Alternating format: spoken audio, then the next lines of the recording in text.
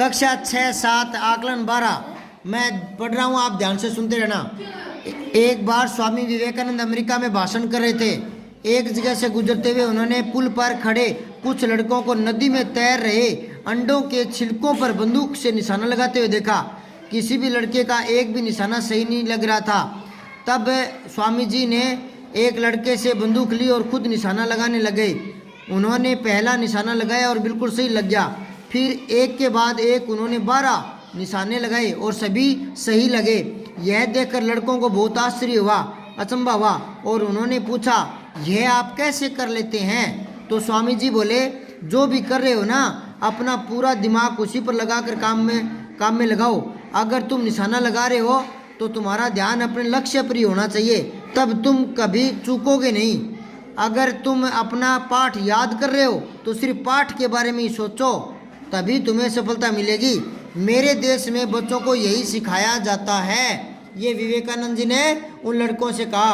अब देख लो, विवेकानंद जी भ्रमण कर रहे थे अमेरिका में। विवेकानंद ने निशाने लगाए 12 और उनमें कितने सही लगे? पूरे 12। हाँ, लड़के निशाना लगा रहे थे तैरते अंडों के छिलकों पर। अच्छा, लड़कों का निशाना सही क्यों नहीं लग रहा था? वो लक्ष्य पर ध्यान नहीं था, क्योंकि उनका ध्यान लक्ष्य पर नहीं था, लक्ष्य पर नहीं था। वो एकाग्रचित्त नहीं थे, एकाग्रचित्त नहीं थे। ठीक है ना? अब आओ देखो, हमें अपने काम में सफलता किस प्रकार मिल सकती है? एकाग्र मन से ध्यान लगाने पर, एकाग्र मन से ध्यान लक्ष्य पर रखने से, लक्ष्य पर रखने से सफलता मिलती है। ऐसे लिख देना, ठीक है? फिर है 7वां, निम्नलिखित वाक्यों में रेखांकित जो सर्वनाम शब्द है ना, उनके सही भेद पर सही का निशान लगाना है। तो मैं हॉकी का मैच देखने गया, तो मैं क्या है? पुरुषवाचक सर्वनाम। ठीक। कल राजू से मिलने कोई आया था, अनिश्चय कोई। फिर है यह मेरा घर है, यह निश्चयवाचक। यहाँ इस ए को काट दो, ए को काट दो, ठीक है ना? निश्चयवाचक है ये। ईमेल का दूसरा नाम क्या है? इलेक्ट्रॉनिक मेल, है ना? अब आओ आप आगे, ये गतिविधि है, ये खुद ही करना। गत्ते से ऐसे कोई ना कोई आपको चेहरे बना के लाने हैं, ठीक है ना? कुत्ते के, बिल्ली के, गाय का, जो भी आपसे बने, ठीक है? अब आओ कार्यपत्रक 71 शिमला के माल रोड पर जनरल पोस्ट ऑफिस है। उसी पोस्ट ऑफिस के एक कमरे में डाक छांटते का काम चल रहा है।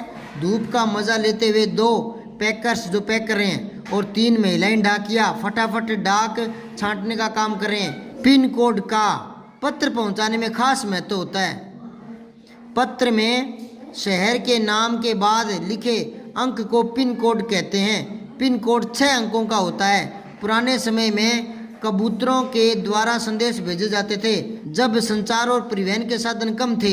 हरकारे पैदल ही आम आदमी तक चिट्ठी पहुंचाने का काम करते थे। यह एक शब्द है हरकारे। हरकारे कौन होता है? जो पुराने ज़माने में चिट्ठी लेकर जाता था, है ना?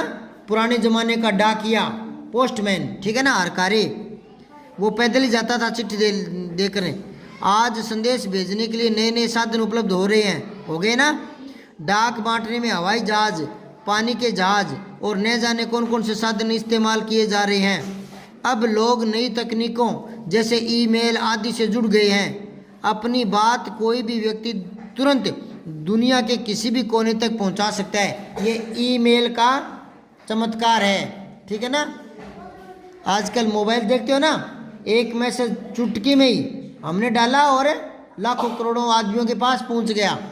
अब देखो, पत्र में पिन कोड कितने अंक का होता है? 6। आज हम संचार के कौन कौन से साधन काम में ले रहे हैं? हाँ हाँ हाँ हाँ हाँ, ये लिखना, ठीक है ना? ये ऊपर लिखा पड़ा है, ये यहाँ उतार लेना आप, ठीक है? क्या क्या उतारोगे? हवाई जहाज, पानी का जहाज, ठीक है, ये ऊपर लिखे पड़े हैं, हवाई जहाज, पानी का जहाज, है ना, बस, ठीक है, साइकिल भी होती है, ठीक है। अब देखो, दिए गए शब्दों के अर्थ लिखने आपको। छांटना क्या होता है? अलग करना, अलग करना। गुनगुनी, थोड़ा गर्म, या हल्का गर्म, हल्का गर्म। परिवहन, यातायात, लिख लोगे क्या? यातायात, आने जाने के साधन होते हैं ना।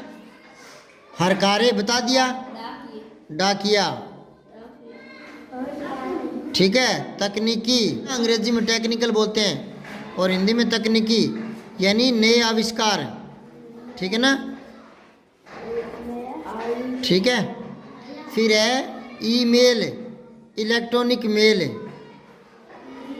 इलेक्ट्रॉनिक मेल, ठीक है। फिर है बॉक्स में दिए गए शब्दों का प्रयोग करके वाक्य को पूरा करना है। ये संदेश है, कंप्यूटर है, मोबाइल फ़ोन है, इंटरनेट है, ये यहाँ बीच में भरने आपको। कौन सा आएगा? देखो, बिना तारों का टेलीफोन है, क्या? मोबाइल फ़ोन, मोबाइल फ़ोन बिना तारों का टेलीफोन है। ईमेल द्वारा भेजा जाता है संदेश, नहीं, इंटरनेट आएगा, इंटरनेट आएगा बेटा। ईमेल इंटरनेट द्वारा भेजा जाता है, यूँ है, इंटरनेट, ठीक है। फिर है, अगर आप किसी को पत्र लिखते हैं तो पत्ते में यह जानकारी किस क्रम में लिखेंगे?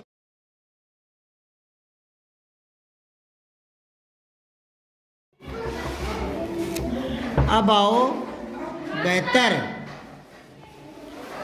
नीचे दिए गए अनुच्छेद को पढ़कर प्रश्नों के उत्तर दीजिए। तो पहले मैं पढ़ रहा हूँ, मेरे साथ आप मन में पढ़ते रहना। चित्तौड़गढ़ शूरवीरों का शहर है जो पहाड़ी पर बने दुर्ग के लिए प्रसिद्ध है। उत्तर भारत के सबसे महत्वपूर्ण किलों में से एक है चित्तौड़गढ़ का किला। राजपूतों के साहस, त्याग, बलिदान का प्रतीक है। चित्तौड़गढ़ का यह किला राजपूतों की वीरता तथा नारी के अद्वितीय साहस की ढेर सारी कहानियों का गवाह है, सबूत है। चित्तौड़गढ़ मेवाड़ की राजधानी थी। चित्तौड़गढ़ के दुर्ग को विश्व विरासत स्थल घोषित किया गया है। इसे सभी दुर्गों का सिरमौर भी कहा जाता है। यह किला बेड़च नदी के किनारे बसा है। दुनिया भर से लोग यहाँ के किलों को देखने के लिए आते हैं, ठीक है। अब बताओ, चित्तौड़गढ़ है शूरवीरों का शहर। चित्तौड़गढ़ राजधानी था मेवाड़ की।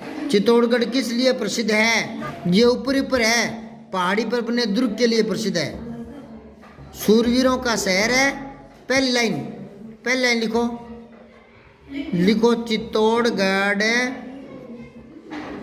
चित्तौड़गढ़ शूरवीरों का शहर है, शूरवीरों का शहर है तथा पहाड़ी पर बने दुर्ग के लिए प्रसिद्ध है। पहाड़ी पर बने दुर्ग के लिए, दुर्ग होता है किला, दुर्ग के लिए प्रसिद्ध है। समझ में आई क्या बात है? प्रसिद्ध है। अब चित्तौड़गढ़ का किला कौन सी नदी के किनारे है? बेड़च नदी, बेड़च नदी। चित्तौड़गढ़ भारत के किस राज्य में है? राजस्थान। चित्तौड़गढ़ कहाँ है? हरियाणा, पंजाब, उत्तर प्रदेश कहाँ है? राजस्थान में। अर्थ लिखकर वाक्य बनाइए। पहले तो साहस, साहस का क्या मतलब होता है? हिम्मत। ही छोटी, आधा में, पूरा में होता है हिम्मत। अब वाक्य बनाओ। लिखो, फौजियों में बहुत साहस होता है। फौजियों में बहुत साहस होता है। और साहस को अंडरलाइन कर दो, ठीक है। फौजियों में बहुत साहस होता है, ठीक है। फिर है बलिदान, लिखो त्याग। बलिदान क्या होता है? त्याग। लिखो पन्ना धाय का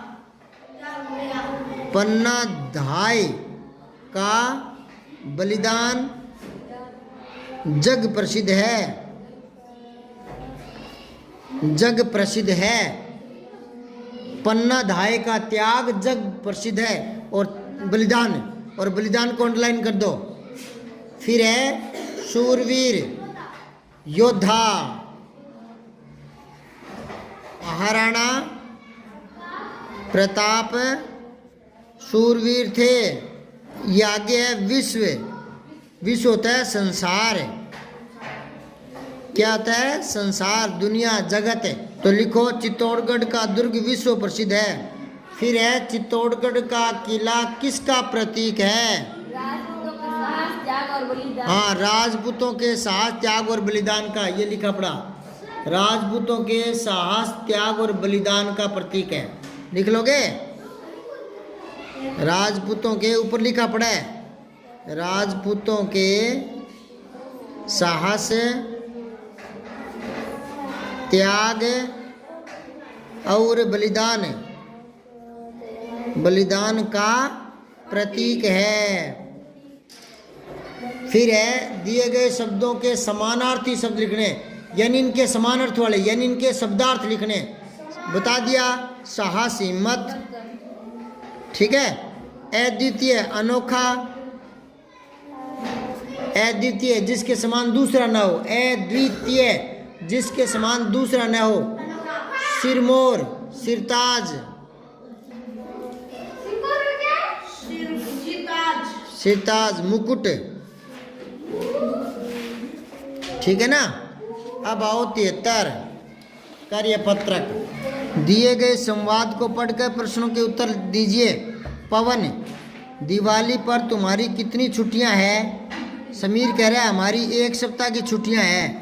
पवन कह रहा है तब तो बड़ा मज़ा आएगा तुम्हें। समीर बोला इस बार मैं खूब पटाखे खरीदूंगा। पवन, मैं बिल्कुल पटाखे नहीं चलाऊंगा। समीर, पर क्यों नहीं चलाओगे? पवन, पटाखों से प्रदूषण फैलता है। समीर, पटाखों के बिना दिवाली का मज़ा ही क्या है? पवन, पटाखों से निकलने वाला धुआं हमारे स्वास्थ्य को नुकसान पहुंचाता है। समीर, वैसे मेरे दादाजी को भी पटाखे पसंद नहीं है, पटाखों से सांस और आँख की बीमारी बढ़ जाती है। पवन, जब तू सब जानता है तो, कह रहा है कि जब तुम सब जानता है तो पटाखे क्यों चलाता है ना। समीर, ठीक है, मैं भी इस साल पटाखे नहीं चलाऊंगा। मान गया वो। प्रदूषण क्या होता है पता है? प्रदूषण क्या होता है, कौन बताएगा? बोलो, जो जैसा आ रहा है वैसे बोलो।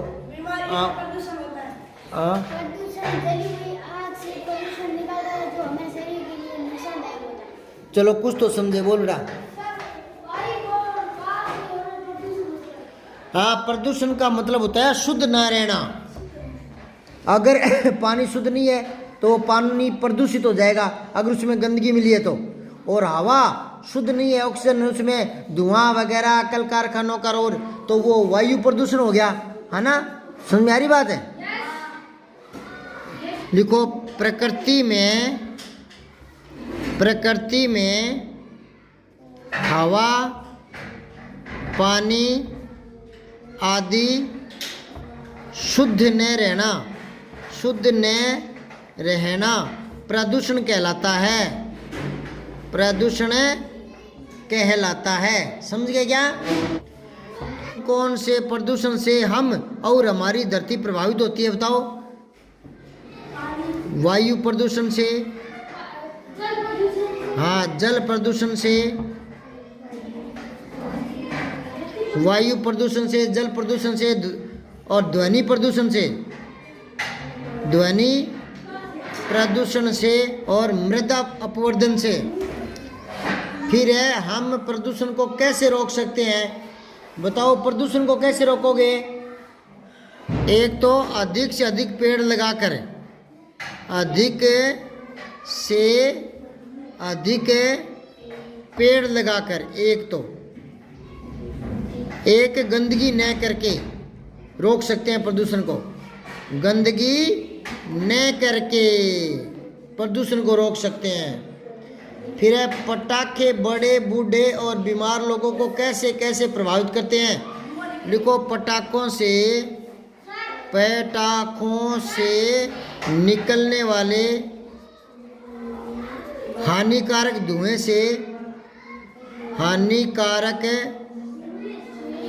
से फेफड़े प्रभावित होते हैं। श्वास लेने में तकलीफ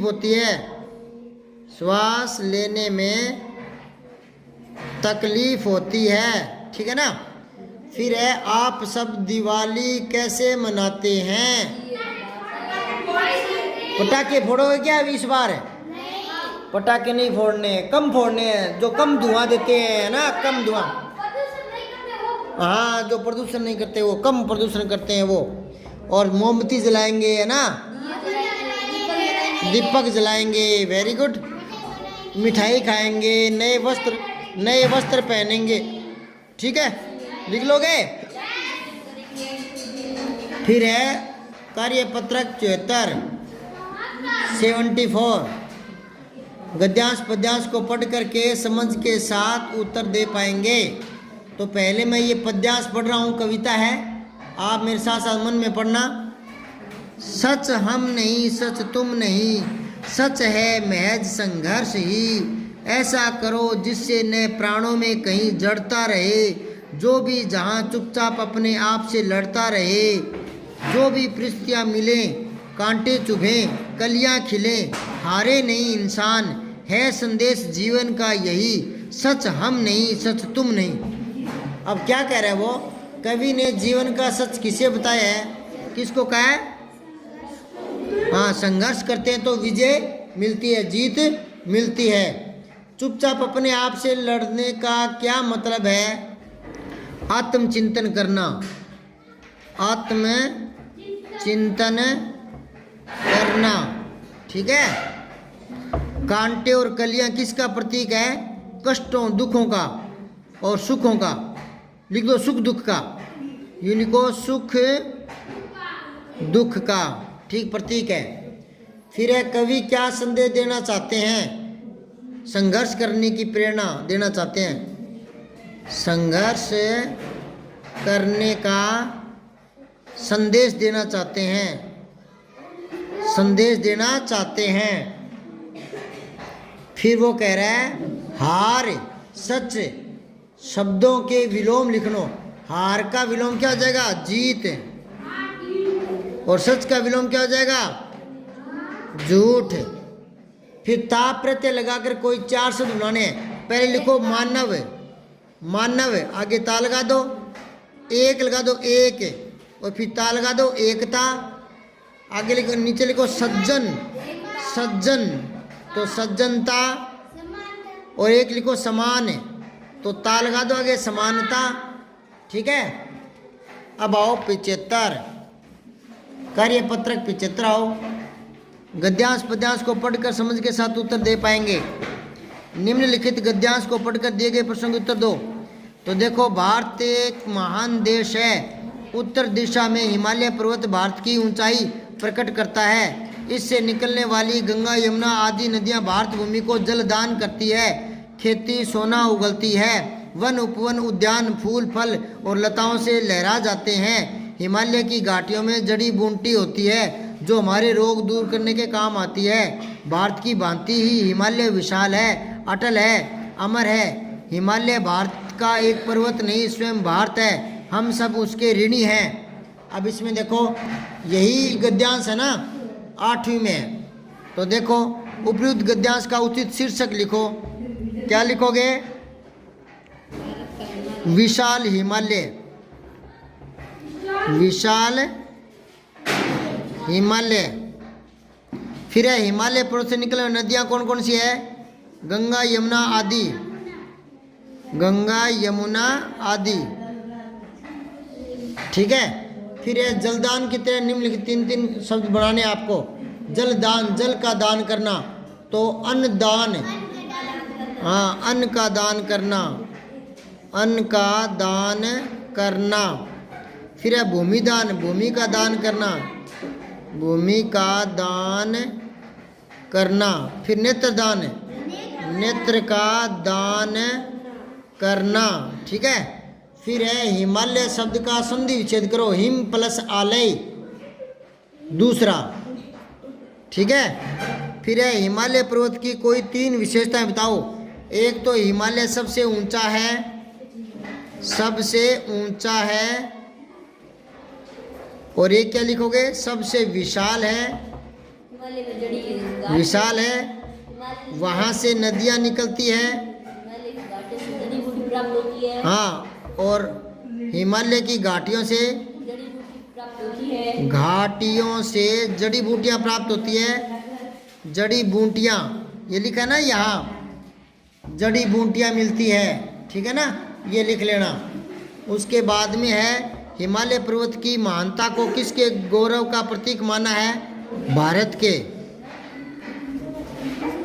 फिर है प्रस्तुत गद्यांश से संबंधित कविता की कुछ पंक्तियां लिखिए। हिमालय पहाड़ से संबंधित कोई कविता की पंक्ति याद आ रही है क्या?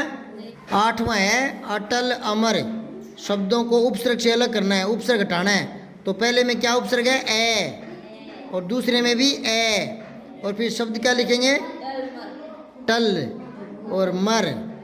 ठीक है।